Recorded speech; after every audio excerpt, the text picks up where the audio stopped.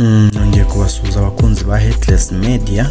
Uyu munsi nje ngo turebere hamwe izi ndirimbo ebyiri zigiye gusohoka, yaba SOWETO ya Bruce Melodie ndetse na MiLELE ya Eleeeh. Izi ndirimbo hano hanze zirimo zagenda zivugwa cyane, yaba mu bastar, yaba hano mu mihanda nyine ahantu tukwiye duca.